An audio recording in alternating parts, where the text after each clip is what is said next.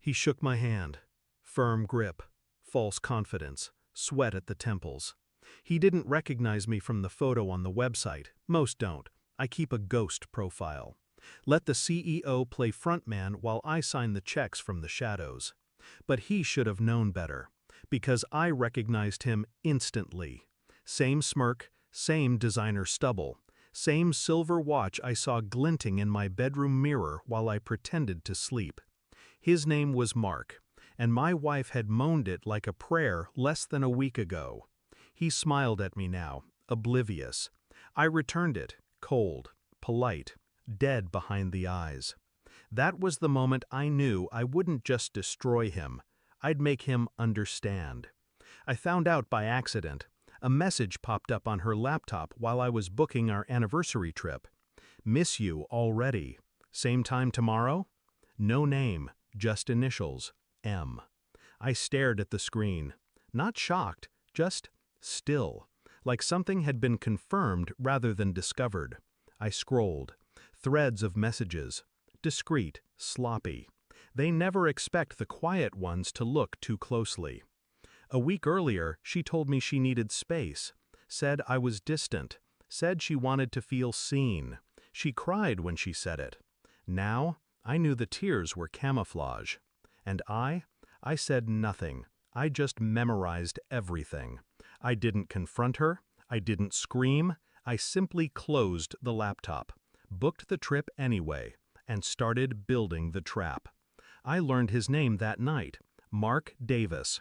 Freelance UX contractor, overconfident, underqualified.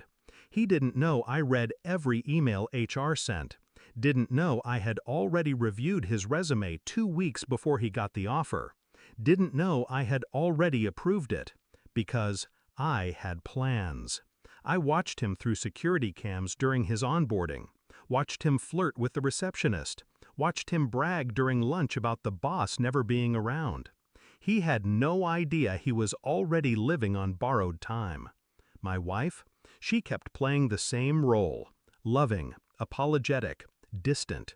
She had no clue I had her tailed, that I had cameras in the car I gave her, that I knew every coffee shop rendezvous, every lie she texted me while she was wrapped in someone else's arms. I kept smiling, kept pretending. That's what made it satisfying. She didn't cheat on a weak man. She betrayed someone she thought was weak.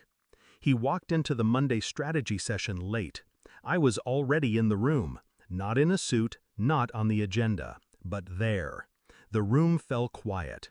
He froze when he saw me. I watched the recognition spread across his face like a slow poison. My name came out of the CTO's mouth. This is Mr. Wren, the founder. His jaw tightened. I leaned back in my chair, steepled my fingers, and nodded at him. He didn't sit, didn't blink, just stood there, suddenly pale. I opened a folder. Inside, every screenshot, every photo, every timestamp. I slid it across the table, didn't speak. He reached for it with shaking hands.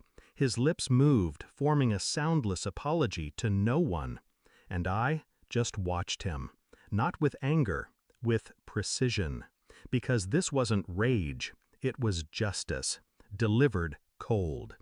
I waited until he was alone in the parking garage. The lights flickered above us like a heartbeat slowing to a stop. He turned when he heard my footsteps. Look, I raised a hand. He shut up. I stepped close, too close. Do you understand where you are? His mouth opened, closed. He looked around like someone would save him. I own every inch of this building, every desk, every hallway, every paycheck. Pause. Including yours. He swallowed hard. It was a mistake. I nodded. Yes, it was. He thought that was it, that I'd let him walk away. But I leaned in and whispered, "Check your inbox." He did, right there in front of me. Termination letter, effective immediately. But it didn't end there, because attached was a formal notice sent to his wife. Yes, his wife. Turns out liars attract each other.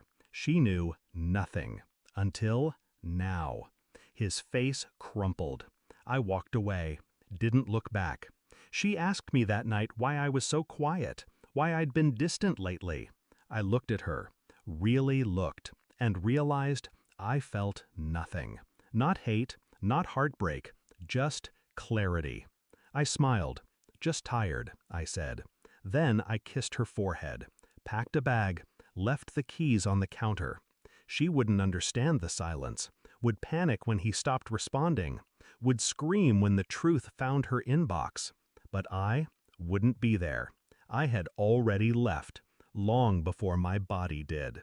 The last lie she ever told me was that I didn't matter. The truth? I was the one holding all the strings. And now I had finally cut them.